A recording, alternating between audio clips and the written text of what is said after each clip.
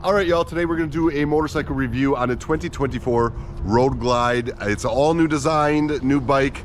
Let's start by taking a look around it. My friend Jeremy from Gainesville Harley Davidson is gonna give us all the details. All right, Jeremy, what do we got going on here? What are we looking at? What's new for the 2024?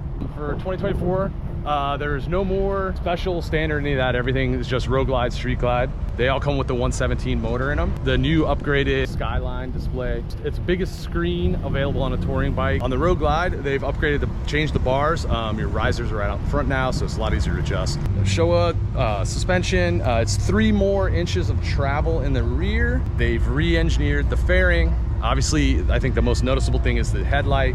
You got the saddlebags that were on last year's CVO, so they're bigger saddlebags. Liquid cooled on the top, so it cools like the exhaust ports. The console's pretty cool. It's a one-touch console.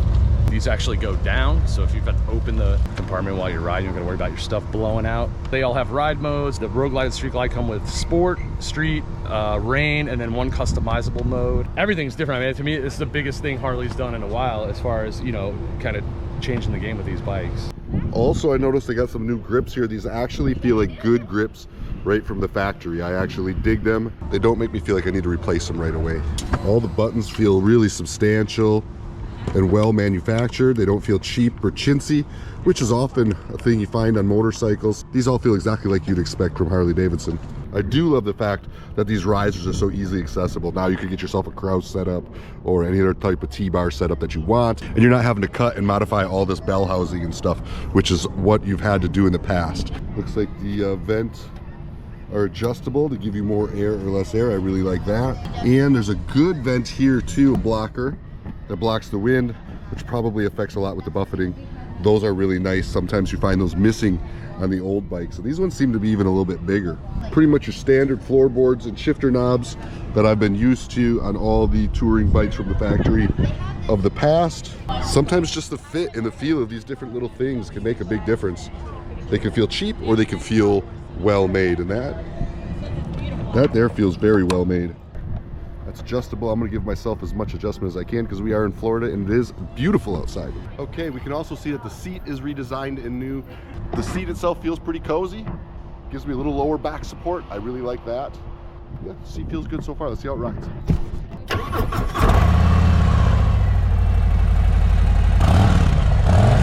The exhaust is what you'd expect from a new bike. Obviously, that's one of the first things I would do is switch to like a D&D exhaust or something like that. But it even has a little bit more bass than what I think the factory bikes did prior to this.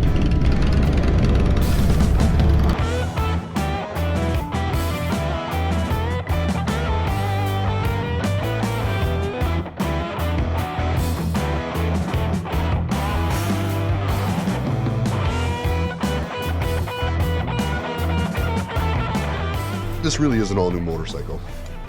Okay, official statement. I'm absolutely impressed. This bike is 100% redesigned and you can tell the difference just riding it. I guarantee you that. If you do not want a new motorcycle, do not go test ride this bike because it runs great. I also noticed it's got redesigned wheels as well. It definitely has more suspension travel. I'd like to see the remote reservoirs put on these bikes as well with the inverted front suspension, but I understand they want to keep that for an upsell for the CVO models. It makes sense, but guys like me, we're going to want to get some Legend suspension or something probably on this anyhow. Although from the factory, it is a superior ride from what it was last year, without question. The seat definitely gave me a different feel than I've ever felt on a factory seat before. It's still foam, I believe, in there, but the material is really stretchy, which gives you a good feel on your butt cheeks. And the way it's cupped, it kind of rolls your hips forward a little bit. I really enjoy that as well. I would say overall, I really like the cut of this seat. I just don't know how the material will hold up. I'll have to learn some more about it. But the cut, the seating position, very good. Looks like we're finally getting LEDs from the factory on the back. That is a much overdue improvement over models of the past. And of course, all of our blinkers up front are now built in an LED as well. I think this is gonna hurt the aftermarket industry. There's a lot of companies out there making LED products for our bikes that are not gonna be relevant on this, although I'm sure they'll find cool ways to do accessory trims and other types of lights on this bike. But you don't need to go out and buy front and rear blinkers immediately after purchasing a new motorcycle, and I would say that's a big win for Harley Davidson. The bars felt really good. I don't know if you can see that. There is a lot of play in those bushings. They're pretty soft. It gives a nice ride. I really like it. If you want your bike to be super responsive, you're probably gonna be looking at putting an aftermarket set of bushings or something like that that are a little bit stiffer. But for cruising, like riding over here, that was super comfortable, and I actually kind of enjoyed it. All in all, I absolutely love the new model. It's shaped well, the lighting's done well, it performs well. There are a lot of adjustments and changes on this motorcycle that I'm gonna 100% endorse. I really, really do like this bike. In fact, I am gonna have to be riding one this year. One way or another, I'm gonna work it out. Maybe I'll even get on one of these and give it away on my convoy tour this year. We'll see what happens, because that's a nice bike. I did play with the airflow on there a little bit while we were riding, and all of that is super functional and actually made a very big difference. I could really control that airflow exactly the way I wanted it. The tune felt very good too. This bike is super responsive for a 117. I couldn't believe how responsive it was, and the power. I can't imagine what's going to happen once you get like a Thundermax tuner or maybe some D&D exhaust or some cam work done.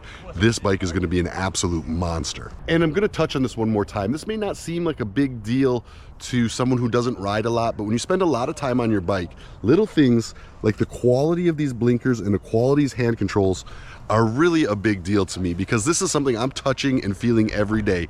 And if it feels cheap or chintzy, every day when I touch that and push that blinker, push those buttons, I feel like I've got a cheap bike. When they feel refined and well made, I feel like I'm on something solid. It's nothing more than a touch point, but it's a touch point you touch every single time you ride. Therefore, I find it to be kind of important. And I will say the new way these blinkers are redone, like it just fits your thumb. It's so much better than their old design. I never even knew I didn't like their old design until touching this right here. These blinkers are just really intuitive. They're just quality touch points across this entire motorcycle. If I had to pick something I didn't like about the bike, I would say the audio system seems a little underpowered. Even at 50 miles an hour, I couldn't really hear it inside my helmet. At full blast, I would say that's gonna probably be an upgrade you're gonna wanna do right away. Suspension, although it is much, much better than it was, I've always thought Harley would sooner or later do like they did to their Dynas and go to a monoshock suspension system. I would love to see that in these touring models, but I will say this suspension is a step forward. Another thing is the screen. I really didn't think I was gonna care for the screen. I really didn't think I needed more screen on a motorcycle, but the way this was laid out, the way it looked visually when you were riding, the big screen was actually a huge plus. I absolutely love the big screen on this bike. And on previous Harley Davidsons, I never even used their infotainment system. I just used my phone or something like that. I barely ever looked at it. This screen eliminates the need for gauges, and it looks great. It's functional. I'll actually use this screen. The 2024 Road Glide, I love it. And like I said earlier, if you're not looking to buy a new motorcycle, don't test ride it, because you're gonna end up going home with one.